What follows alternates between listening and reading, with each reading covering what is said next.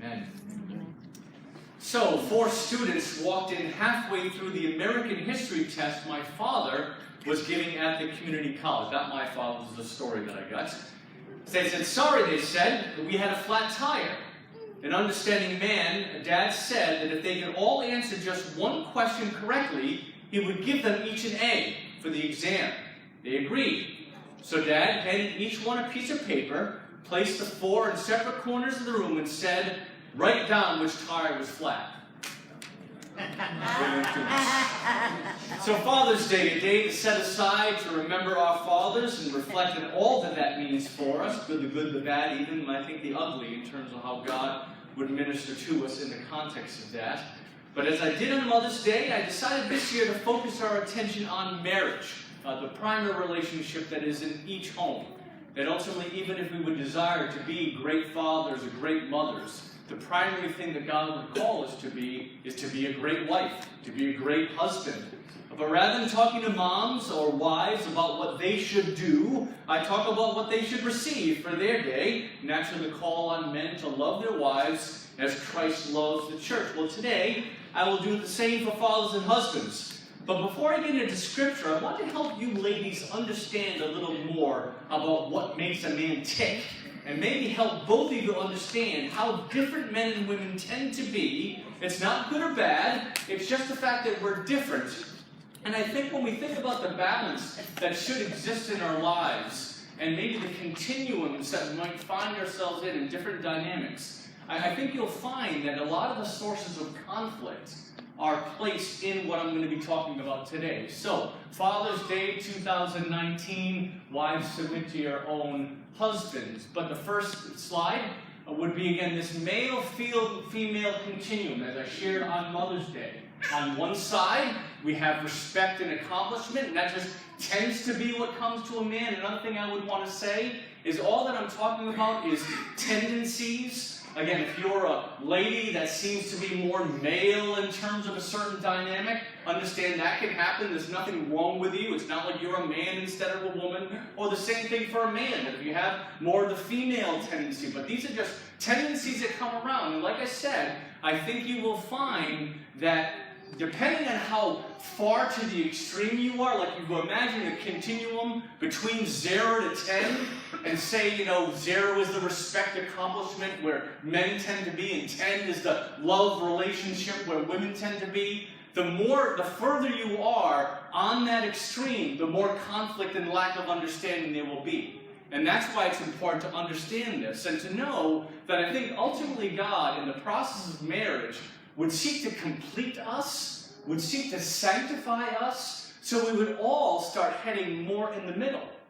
That basically, even though a man, again, is more oriented to respect, he's more oriented to activity and accomplishment, getting things done, fixing and breaking things, all those different things, and women more focused on relationship and how are people feeling, how are people doing in terms of what they're occupied with. And again, the further extreme, the more lack of understanding, more conflict, but God would ultimately want us to come closer together. So the next thing I would point to in terms of, again, the male-female continuum, what would tend to come from a male and what would tend to come to a female on the next slide, we have men is risk and women is safety. Now, what I'm going to do on some of these dynamics of these continuum is in the parentheses are going to be when that goes to an extreme and the problem that exists in that. Like, we just have to understand that men are built for adventure. Men are built for doing things and accomplish things. Again, defeating the foes and overcoming things and figure out how things work and so on and so forth. But in the context of doing that, they are going to be far more comfortable with risk than women are.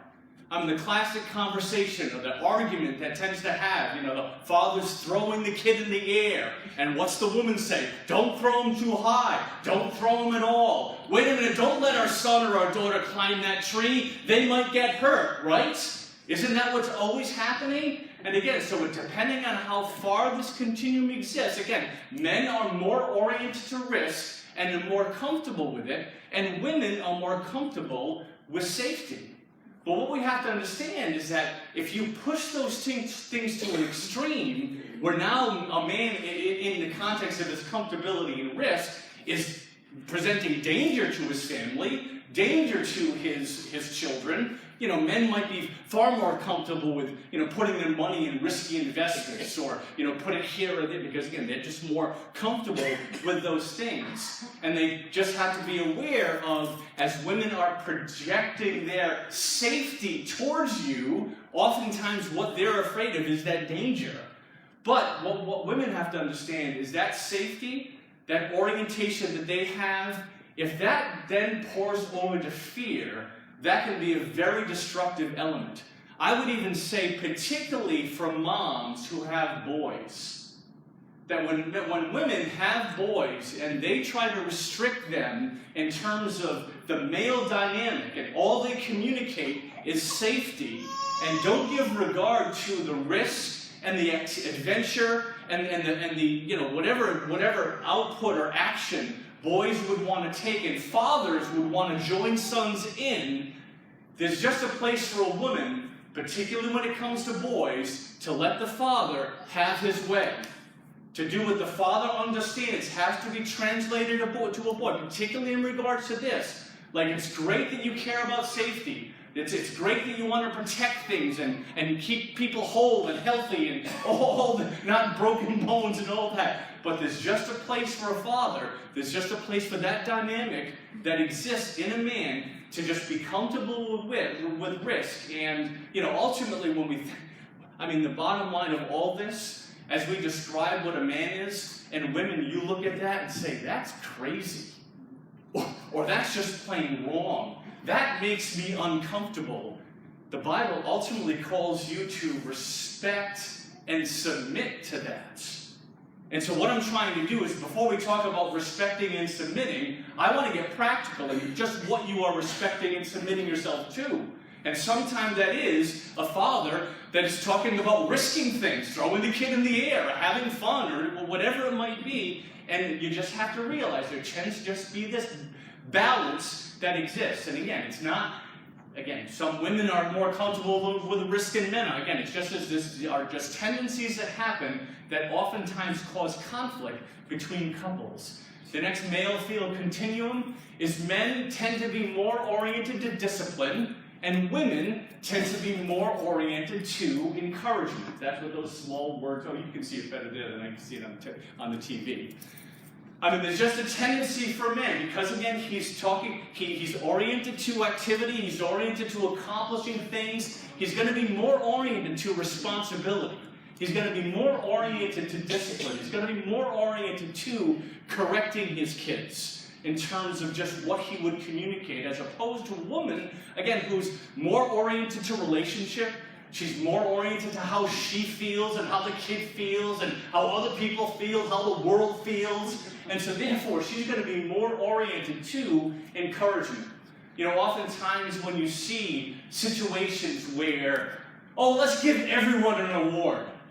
Everyone participated in the race. Don't just recognize first, second, or third. Let's just give everyone a prize. Men look at that and say, that's crazy.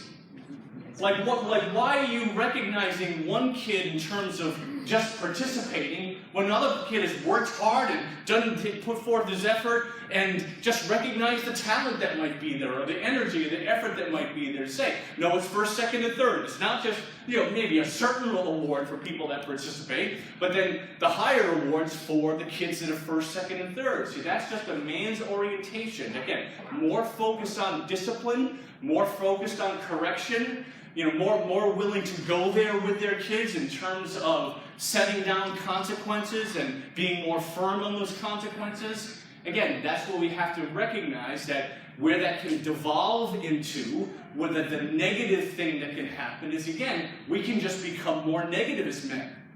We can just be more oriented to correction and what's wrong. I find myself needing to protect myself, particularly as my kids get older, and as they're to the four winds, working and going to school and spending time with friends and having cars and so on and so forth, I'm finding that the times that I have to talk to them is very rare.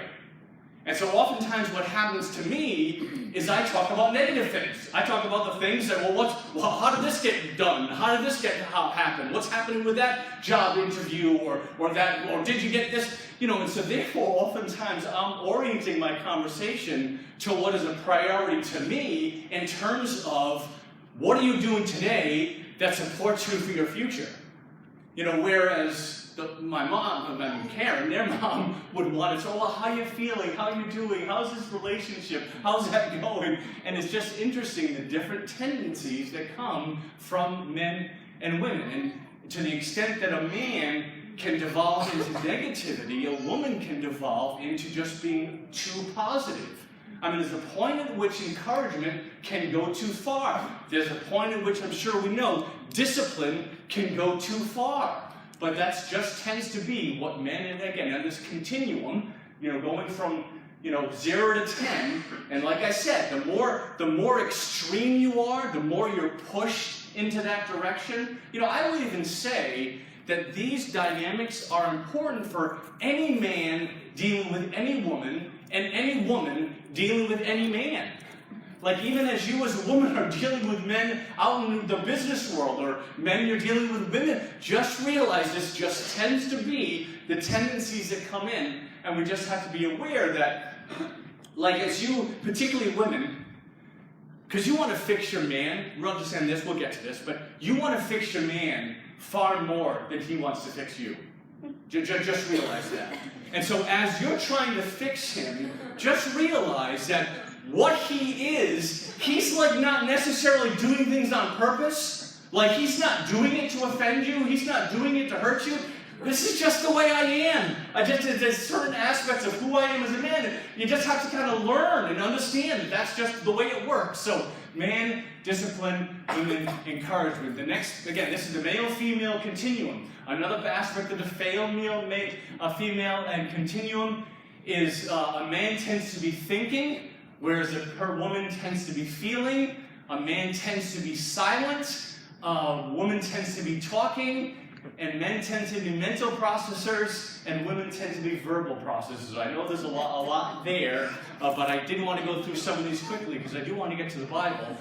But just understand, again, just a general tendency is men tend to be thinkers, and women tend to be feelers. You internalize the world in emotion, whereas we internalize the word through thinking. We tend to be more analytical. We tend to be maybe more cold in terms of the way that we process information, the way we communicate things. Again, not necessarily being sensitive to feeling because we're just thinking. And again, it's all what's happening in our mind. Men just tend to have less words than women, just in general. Like, you want to talk everything out, ladies. Men don't want to talk everything out. Men tend to be mental processors. They don't want to talk about what they're thinking. They don't need to talk about what they're thinking. So that's the thing, that you as a woman tend to need to talk about what you're processing because you're often verbal processors. When you're communicating what you're communicating, and you're talking with your gal pals, and you're talking about all these things, you haven't even necessarily figured out what you want or what your decision is going to be. You're helping come to that decision by talking about it. Guess what? Men don't do that. We think about things and process it on the inside. In fact, sometimes for us to talk about it takes away our ability to think about it. So basically that question, that classic question, men, how did your day go? Or what are you thinking?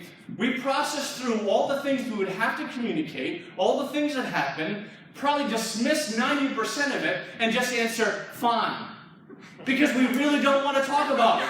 Even though, like, maybe someone, did something evil to us at work, or a kid was bad in school, or whatever. But, it's fine. Because he wants time in himself to process things. And he's not you.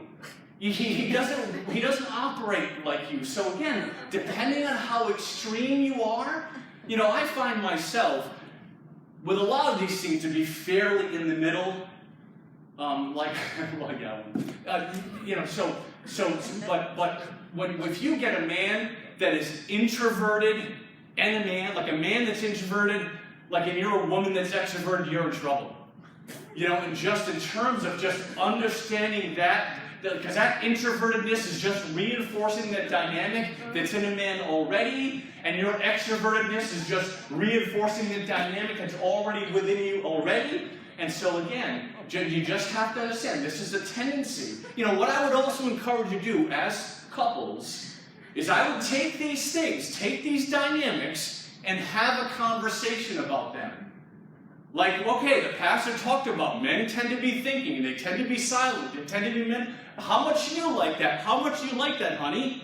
Or woman to man, or man to woman. How much do you like that? How much are you feeling and talking? How much are you verbal? Like, how much are our conflict? How much of our misunderstanding? How much of things that we always rub up against each other in are described by these dynamics, by these continuums again. And it's not bad. The fact that God intended for you to be these things. God intended for you to be a feeler and a talker and a verbal processor. So again, it's just different. And just understand that God in a relationship, because we're different, desires to sanctify us through the relationship. It's the very virtue of being different that the beauty exists.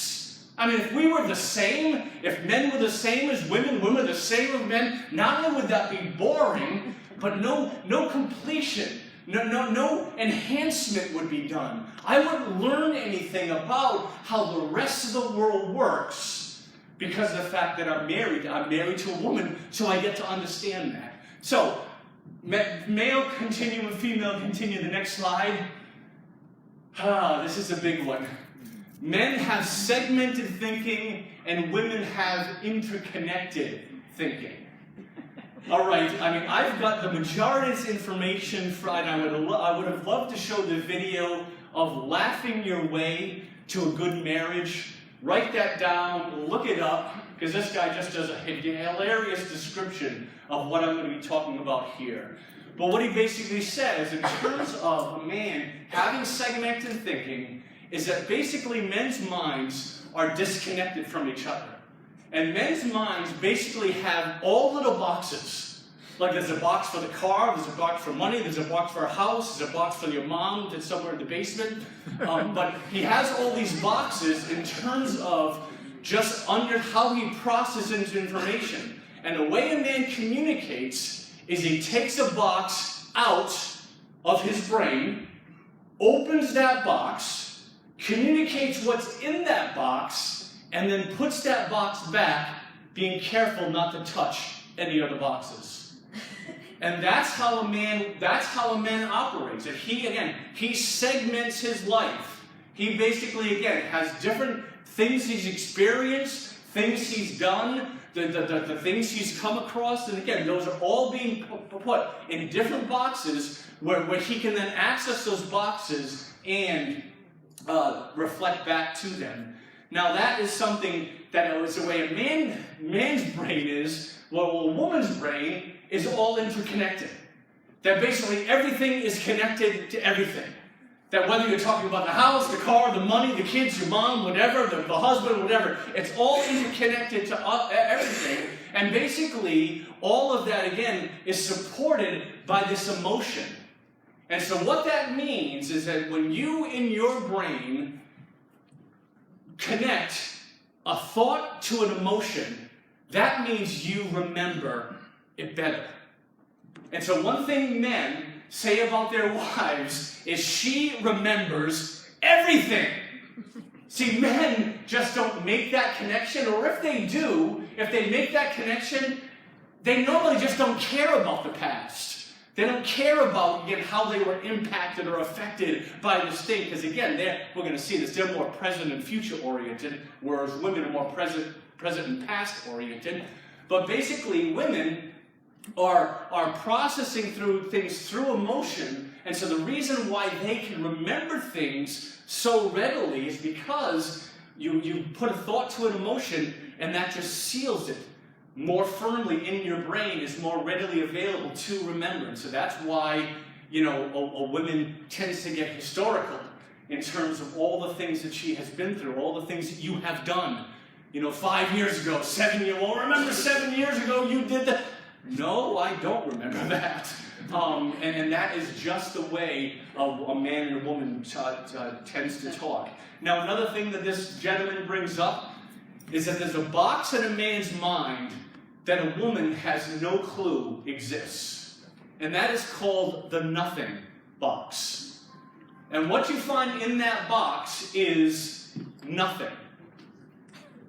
And so therefore, if a man has an opportunity to resort to his nothing box, he'll do that all the time. That's why men can do seemingly mindless activity for time on end. That, again, we can go fishing and just fish. How was it? Fine. Again, for us, nothing needs to happen. It just has to be that I'm fishing or I'm playing a video game. Well, what are you thinking about that? I'm not thinking anything about it. That's the point. The point is I'm not thinking anything about it. See, but you women, because all you're thinking is interconnected, that you have no idea, because there is no nothing box for you. Because everything is connected to everything else. For a woman, there's always something to talk about. There's always something to do. And in fact, the most irritating and frustrating thing for a woman to observe a man doing is nothing. Because the minute she sees a man doing nothing, there has to be something. We have to talk about something. We need to do something. And again, just watch how that affects your marriage. And how you as a woman, see women, let's get to, is this next one simple? Go to the next slide. Yeah, because I wanted to get, men are simple, women are complicated. This kind of flows from this. Basically, you ask a man what he wants to change about his wife, usually they will say nothing. Or if they say anything, what they will say is, I wish you would just leave me alone. I wish you would just let me do nothing and be okay with that. Or not make me... See, you ask a woman to describe her best man, her best husband, and you know what she'll describe? She'll describe another woman. And that's the problem. You want to make us like you. And God just didn't make us like that. And so let's see, what we have to do as believers in Jesus in this whole dynamic of submission and love is intended to celebrate the differences. It's intended to, your respect and your submission, freeing a man to be exactly what God intended for him to be. And your love for a woman, to free her to be exactly what God intended to be. It's not about control or power or the buck stops here. It's about each of you giving the other person the very thing they're looking for. And the greatest, remember the mantra. The mantra of a woman is, why does my husband not love me the way I love him? And the mantra of a man is, when will I ever be enough? Those are often in a frustrated marriage where there's poor communication, relationship is breaking down. Oftentimes that will be the feeling part of what is going on in the two people. That a man never feels like he's enough because what he feels, because what happens, I'm sorry, we missed go back to the next one. I wanted to get to simple and complicated, but what happens in terms of that unconnected thinking is that's where it becomes naggy. That's when, again, you're always trying to fix your man or make your man different. You're trying to, do things, make him different than what he is. Now, what we have to beware of men that's destructive in terms of our segmented thinking is that there is an aspect of unaccountability. Like, we do have a capacity in our brains and the way we segment things out that we can do this over here and it really doesn't change what's over here. Like, women will say to us, well, how could you do that and still love me? Well, because that's in that box, and this is in this box. And that's not right. I'm not saying that's godly. I'm not saying that with God. But men, we can do that. We can justify ourselves and rationalize ourselves by saying, but it's different. So we just need to make sure that even though it's right for us to have that segmented thinking, even though, again, we shouldn't try and change the fact that if there are boxes you're pulling out, just boxes don't touch each other, that's just the way it is. But then on the other hand, women, you have to make sure that you're like everything is not an issue. Everything doesn't have to be discussed. There doesn't have to be something happening all the time in terms of you processing words or processing emotions, whatever it might be. And the complement and the understanding, see, to the extent that, again, you see this continuum and you have this conversation between man and wife in terms of how far you are on this continuum, that's where you can tell, well, now what do I do as a husband to love my wife knowing that she's way on the other side of the continuum? I know people that, you talk about that respect and accomplishment and love and relationship. Men and women are completely on the other sides of that.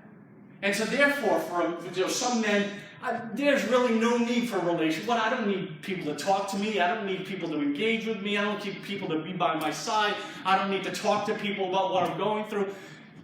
And yet, what God says is, to the extent that there's a barrier, to the extent that there's conflict, what can I do for my wife that shows that I love her and move closer to her? What can I do with my husband to respect him, to submit to him, and move closer to him? Or just really trust him? That's really more than anything else. I mean, a man would always rather hear, I trust you, than I love you. I'm proud of you rather than I love you.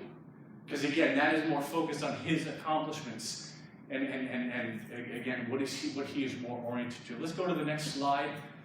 The one before that. So again, men are more simple. It takes less to satisfy a man. Again, a man oftentimes is in trying to fix his wife. But women, you have that tendency to try and fix your man. I think there is an aspect of men being more oriented to the present and the future. Again, what are we doing today? What's happening now? It's kind of in another aspect of the way men think. People are oftentimes sharing with me information about babies. Baby is born. And Karen asked me, well, what happened with that baby? Well, the baby was born. It was a boy, I think. Well, what time was it? What's the weight? What length was it? What color is his skin? It was a baby, and I think it was a boy. Isn't that enough? Again, simple. You need more than that. But women, you're just caring about more things. You're more but it's beautiful. It's wonderful that you're that way. We just have to learn. But you also, because of the fact that it is easy for a woman to leave things unresolved in the past. Like, for many times for a woman, if there's a hurt, if there's a distrust, there's something that you've done in the past that hasn't been fixed, it hasn't been addressed, it is hard for her to move on from that until that's fixed and until that's addressed. And oftentimes that's why women get historical, because they're trying to fix how that is then affected all the other things in their minds that is all connected. Again, we have a box that says, I don't know that I even remember that, but I certainly, even if I remember it, it's not important to me. And that's how men are engaging with the past. And yet women, you have to, a woman has to fix things in terms of what happened yesterday. So that's another aspect. Again, this continuum that exists, nothing bad, it just tends to be the reality. And then the next slide, men tend to operate according to physical sex, women tend to operate according to emotional sex. Something to be aware of that I always tell my daughters is that men will play at love to get sex, and women will play at sex to get love. And just realize that's a dynamic that causes a lot of young girls trouble in terms of what is going on in that regard. But even in the context of marriage, just realize men are oriented that way as opposed to women being oriented the other way. Men tend to have bad manners. Again, we don't care what you think. We don't care how it's affecting you. Again, I'm not saying it's right. That just tends to be what it is. Like you're like, how could you do that? Well, I had to pass gas. How could you? Well, I had to burp. Do you need another explanation? But didn't you know that person was near you? Don't you realize there's another table? No, I really didn't think. Yes, I did realize the reality of that, but did I care about the fact that that's. Again, that's just, so men, we just tend to have bad manners. Women, you tend to have good manners. That tends to be a conflict. I just have to put this drive fast and loud music just because my wife, whenever she's driving with me, is turning down the music and telling me to drive slower. So I'm not sure that I realize that can be very different. So don't dismiss this whole list because of that. Like if you're a woman that likes to drive fast and play loud music, I like the fact that my kids drive fast and listen to loud music. But anyways, they're learning from their father. But anyways, again, there's just that, there's that risk, there's that adventure in terms of what a man is doing in terms of those things. And just realize, again, dynamics that happen. Next slide, I don't think there's any more of that. I think that was the last one. Okay, yeah, so I will not, I regret that we're not able to get into Scripture. But just understand that several times in the Bible, it talks about a man having rulership of his wife, a wife submitting to her husband. And so I think we have to understand how that works, what that means, what it doesn't mean, but it certainly doesn't so something that I would say then is that we have to understand that historically, even in our present day, men have abused that right. Men have abused that responsibility and that privilege that he gives in terms of being leader and the authority in our home. And it's really unconscionable the way that man would justify abusing a woman or taking advantage of a woman based in those things. And so just understand that in no way does the Bible condone or justify those things. But when you think about what a man is looking for in terms of that respect, what that man is looking for in terms of regard, there needs to be a thing, there needs to be a place where a woman says, I do submit to you. I do trust you. I am proud of you. There's a place that a man, again, is looking for that in terms of just what allows him to flourish, what allows him to be the man that God intends for him to be. There's, so that respect, well, you can see, just realize that there's a consistency with the way that the Bible communicates about this, that just makes it irrefutable in terms of that being God's intent. And so rather than, maybe this is what I'll end with, and I kind of said it before, but rather than us reflecting on our own sentiments or reflecting on culture and saying, boy, that standard doesn't make sense, or that's not what I think the way it should be, to what extent are we going to understand the Bible to be what it is, God's communication to humanity, for us to understand His ways, His purposes, and ultimately what will work. And so therefore, in what God calls a man to do, in loving his wife, like Christ loves the church, and a woman respecting and submitting to a husband, the way the church submits to Christ, let's figure out what that means. Rather than throwing that aside, having the conversations something you would never do as a woman is never dismiss the plans of your man. Never dismiss his ideas. It's fine for you to have input. You would actually be surprised as a man is going through his mental processing, how much influence you have. That he is being changed and affected by you more than he's probably ever saying. But you have to understand, if you are disrespecting him, if you are like bringing him down in terms of men, then you just have to say you're breaking him. You're not allowing him to be the man that ultimately will continue to give you what you're ultimately looking for. See, when I talked about the love that a man gives to a wife, I talked about the gift that keeps on giving. Well, the submission and the respect that you give a man, that's going to be a gift that keeps on giving in terms of what you then enable him to be in his world to then affect your world in the way that ultimately you would desire.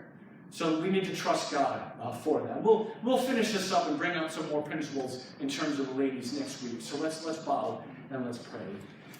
Father, we are grateful for what you established in your word and the fact that we can trust it in terms of what the God of the universe has communicated to us for our understanding, our edification, our growth, determining what kind of people we desire and intend to be. And so, Father, I just pray that more and more when it comes to marriage, that we would have the communication, we would have the regard, we would have the thinking that is communicated in your word, and that being the orientation, that being the thing that I now not only intend and purpose to become, but I have communication with my spouse in terms of just how it's working, how I'm getting closer to the biblical paradigms in terms of just what a man should be offering his wife and a wife should be offering his husband. So in the context of that communication, help us to grow in our understanding of you, our understanding of your purposes, and just the example that sets for the world in terms of what they might otherwise dismiss in terms of God's character and God's principles. And so, Father, we lift this before you in the matchless name of your Son, Jesus. Amen.